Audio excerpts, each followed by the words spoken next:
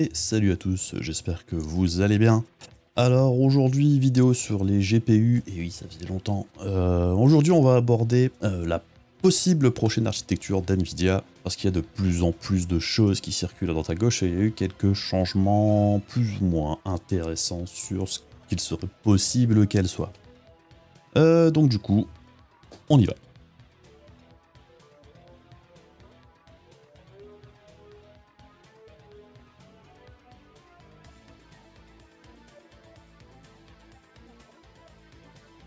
Donc commençons d'abord avec un petit retour en arrière.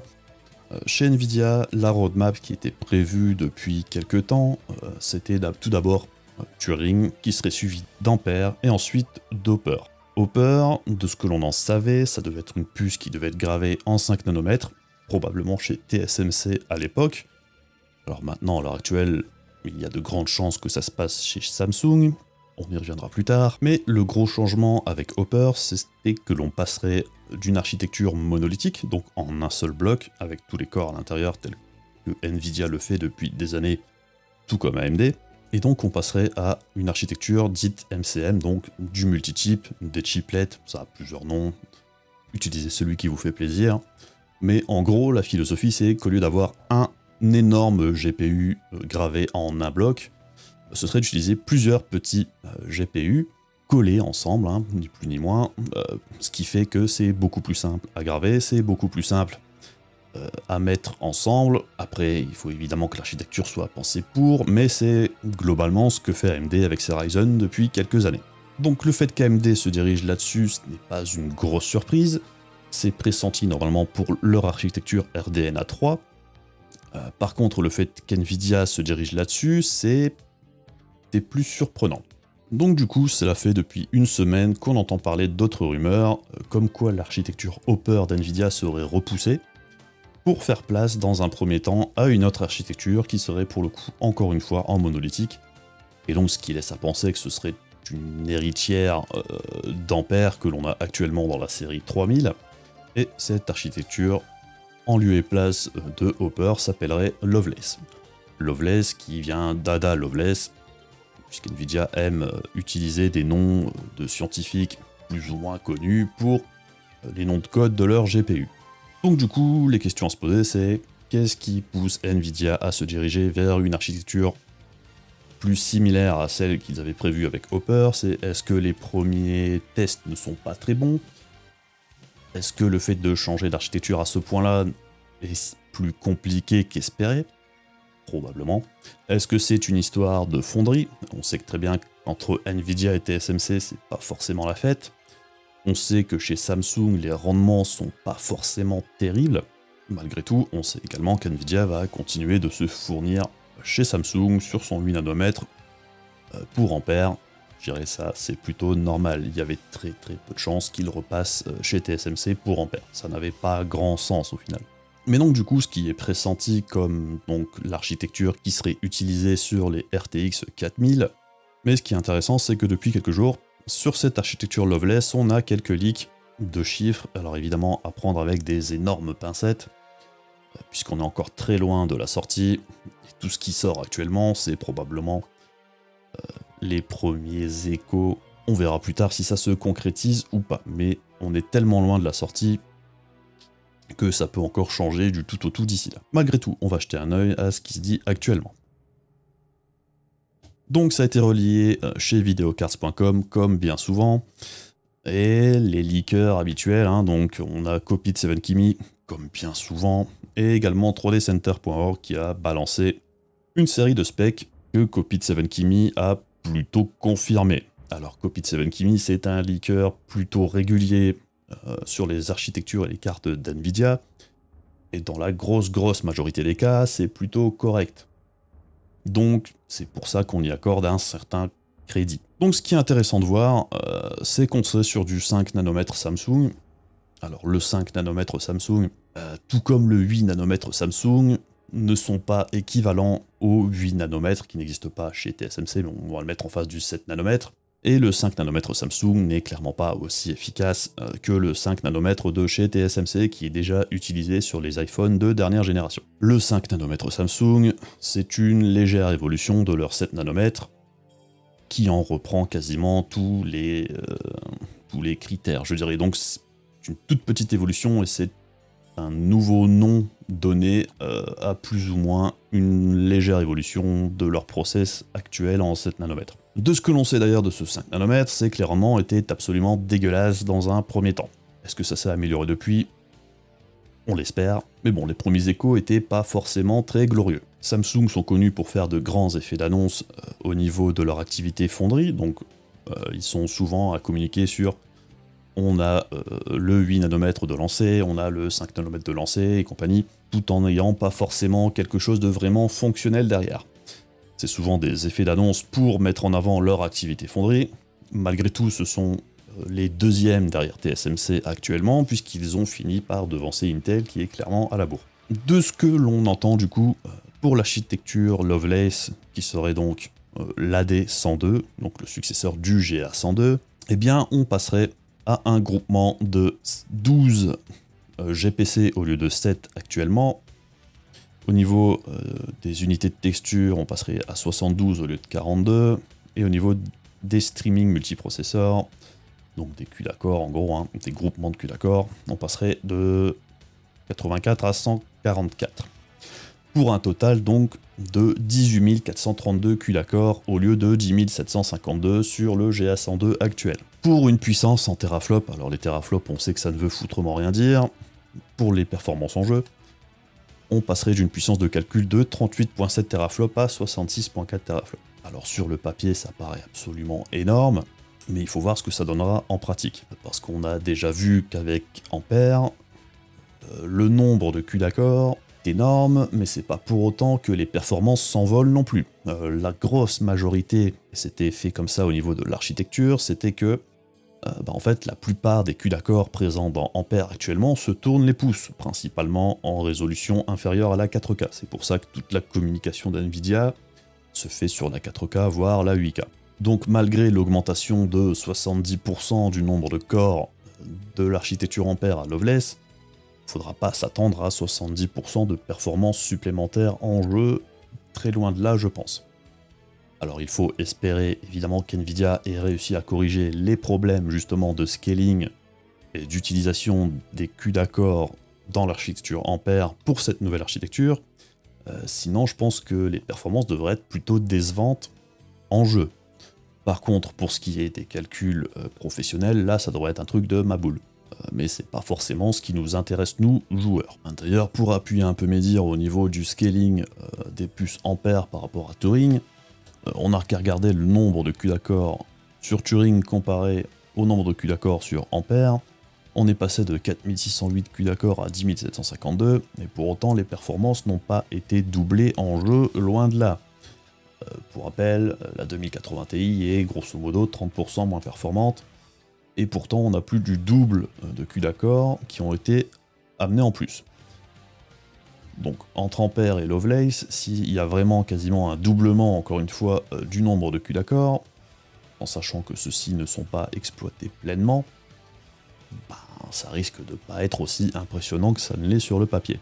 Ce que l'on a entendu également, c'est qu'il y aurait un plus gros cache qu'actuellement dans les puces Ampère, donc ce qui ne serait pas sans rappeler ce que fait AMD actuellement avec ses GPU, sans en atteindre non plus la même quantité, je pense. AMD, c'est vraiment conçu autour de ce cache justement pour éviter d'avoir un bus mémoire trop grand. Là-dessus, je ne pense pas qu'NVIDIA change de stratégie. On devrait se retrouver toujours avec un bus 384 bits pour une quantité de RAM allant de 12 à 24, voire plus. On devrait également rester sur de la GDDR6X très probablement, à moins qu'une nouvelle techno arrive d'ici là, mais tout dépend de quand sortira cette nouvelle architecture. Par contre, aucune information en ce qui concerne les performances en ray tracing, évidemment parce qu'il est encore un peu tôt pour en parler. Est-ce que ce sera juste une augmentation du nombre de RT Core et de Tensor Core, ou est-ce qu'il y aura une réelle évolution par rapport à l'architecture Ampère actuelle? On verra bien. Toujours est-il que c'est un peu surprenant au final de voir autant de rumeurs arriver aussi rapidement sur cette possible prochaine architecture. J'ai quand même l'impression qu'NVIDIA se sent un peu menacé par AMD qui quand même avance à grands pas. De ce que je pense moi personnellement, c'est qu'AMD a une certaine avance au niveau du design d'architecture MCM, donc, qui serait le successeur de ce Lovelace, puisqu'AMD a déjà une grande expérience de ce type de design avec leurs processeurs actuellement. Et on voit que sur la dernière génération de Ryzen, c'est plutôt costaud. Ils ont déjà apporté une partie de ce design dans le RDNA 2 actuel, au niveau du cache qui est énorme, donc il ne serait pas déconnant de voir arriver AMD avec son RDNA 3 très rapidement, puisque c'est déjà prévu pour arriver fin d'année prochaine, donc fin 2021, comparé à Nvidia qui lui fait plutôt une nouvelle architecture tous les 2 ans avec un refresh entre deux. Donc pour le coup, on n'aurait pas vraiment de refresh de la gamme actuelle d'Ampère, puisque de toute façon, c'est pas vraiment possible dans la configuration actuelle, comme ça avait été fait avec les 2000 Super sur la génération précédente. En plus, on sait qu'NVIDIA n'aime pas trop se faire bousculer de la première marche du podium, et on se doute bien que si AMD arrive avec une architecture extrêmement novatrice, qui serait donc le RDNA 3, avec NVIDIA qui serait toujours coincé sur son Ampère au moment de la sortie de cette nouvelle architecture chez AMD, ça passerait pas très bien. Donc du coup, si Hopper est en retard et donne plus de difficultés que prévu, ce Lovelace, qui ne serait probablement qu'une légère évolution d'Ampère, ne me paraît pas aussi incroyable ou étonnant non plus.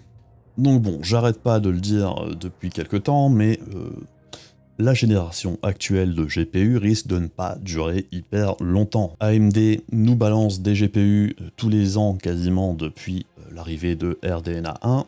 Ils ont clairement changé de stratégie. Pour rappel, RDNA 1 était sorti en juillet 2019, RDNA 2 est sorti en novembre 2020, RDNA 3 est prévu pour 2021, aux alentours de 2021, probablement un petit peu après, on ne sait pas trop encore. Ce qui suit globalement la cadence de sortie chez AMD aussi des processeurs qui sortent tous les 12-18 mois dans cette fourchette de temps-là. Ce qui est beaucoup plus rapide que les sorties qu'on avait dernièrement au niveau des GPU, mais également au niveau des CPU. Donc bon, c'est aussi pour ça que j'arrête pas de dire aussi, claquer 1000 balles, voire 1500 balles pour une 3090, quand on sait que la prochaine architecture pourrait arriver assez rapidement chez les deux fabricants de GPU, ça me paraît un peu débile. Désolé si vous en avez acheté une, que ce soit les 6900 XT ou les 3090, voire la prochaine 3080 Ti qui devrait débarquer en début d'année prochaine, pour moi, ça ne vaut pas le coup. Déjà, je trouve que ce sont des cartes hors de prix, et concrètement, au niveau d'apport performance, même comparé à la 3080, malgré son manque de RAM, la différence de prix par rapport aux performances apportées, pour moi, ça les vaut pas. Donc bon, pour moi, cette nouvelle architecture balancée un peu à la va-vite, ça sent pour moi un petit peu quand même panique à bord. C'était clairement pas prévu au programme. Je pense qu'NVIDIA voulait se concentrer tranquillement sur la prochaine architecture, donc pour Hopper, et mettre ça au point pour que ça fonctionne correctement, puisqu'on sait que designer une architecture aussi différente, ça se fera pas simplement du jour au lendemain ou d'un claquement de doigts, peu importe, et aussi talentueux soient les ingénieurs possibles. On a vu que chez AMD, du Ryzen 1000 au Ryzen 5000, la différence de performance, et à chaque nouvelle génération, la différence était énorme. Ça va probablement continuer comme ça jusqu'à ce qu'ils atteignent un plateau au niveau des performances. Ils ne l'ont pas encore atteint.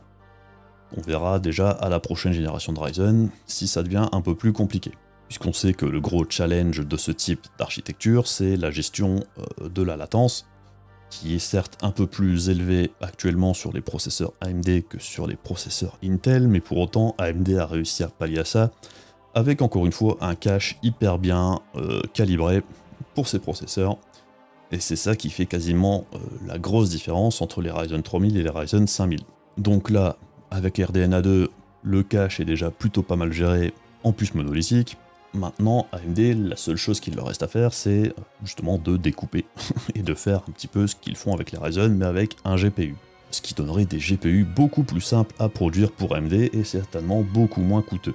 Déjà, AMD Ils sont toujours chez TSMC, ils resteront chez TSMC pour le 5 nanomètres, donc déjà rien que là-dessus ils ont un avantage sur Nvidia, parce que le 5 nanomètres Samsung, comme je le disais tout à l'heure, n'est pas aussi performant. Par contre, l'avantage qu'a Nvidia en étant chez Samsung, c'est que Samsung leur fait d'énormes ristournes et d'énormes tarifs hyper intéressants au niveau des wafers que TSMC ne fait pas, puisqu'ils sont les leaders incontestés au niveau de la fabrication de puces. Pour autant, hein, je ne crache pas sur Samsung en tant que fondeur de puces, il faut justement qu'il y ait de la concurrence dans ce domaine aussi, puisqu'on voit que à partir du moment où il y a une position dominante dans un secteur de la tech, c'est là qu'on commence à avoir des abus de position dominante justement, c'est là qu'on risquerait de voir les prix s'envoler chez TSMC, ce qui est déjà un petit peu le cas. Parce que bon, tout le monde fabrique ses puces chez TSMC, ou presque, hein. On a Apple, Sony, Microsoft, AMD, j'en passe des meilleurs, enfin il y a vraiment énormément de monde au portillon.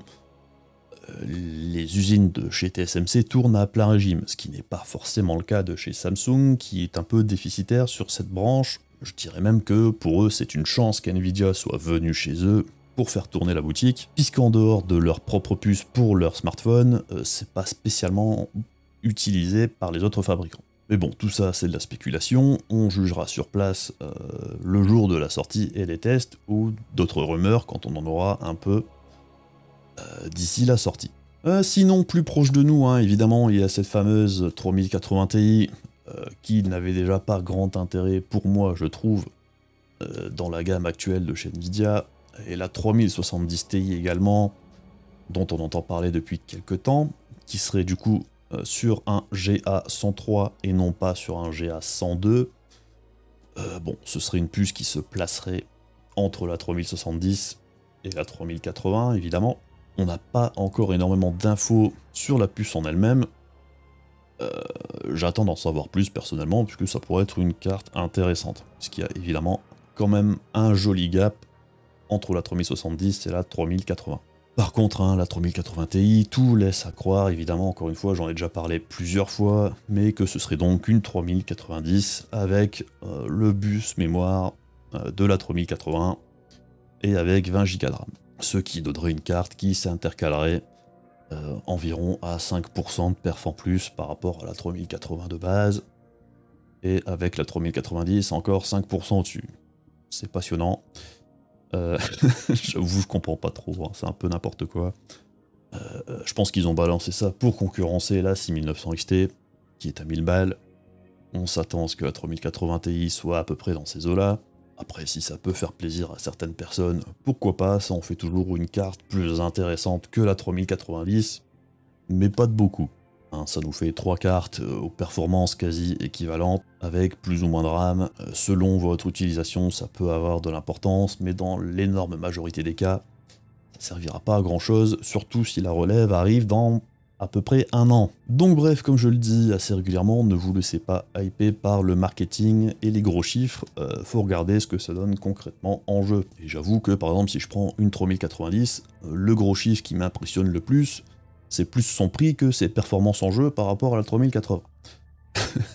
Enfin bon, vous faites ce que vous voulez avec votre argent, si vous voulez avoir le top du top, vous avez le pognon pour, évidemment, bah allez-y, je veux dire, j'ai pas de problème avec ça.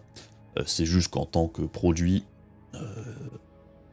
ces cartes ultra haut de gamme n'ont pas beaucoup de sens, à mon avis. Mais on a le droit de pas avoir le même avis. Enfin bref, bon, j'espère que je vous ai apporté quelques infos intéressantes et quelques pistes sur ces prochaines cartes d'Nvidia, et un petit peu de ce qui se passe dans le monde du GPU actuellement, hein, puisque évidemment ce move d'Nvidia est clairement dicté par la concurrence qui revient avec AMD, qu'on soit fanboy d'une marque ou l'autre.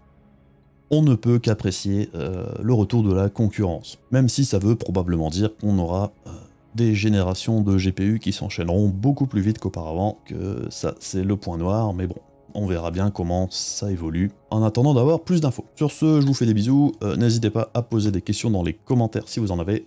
N'hésitez pas également à venir voir le stream si vous avez des questions, ou si vous voulez venir me voir jouer et raconter des conneries, ça sera toujours un plaisir. Bref, à la prochaine, des bisous, salut!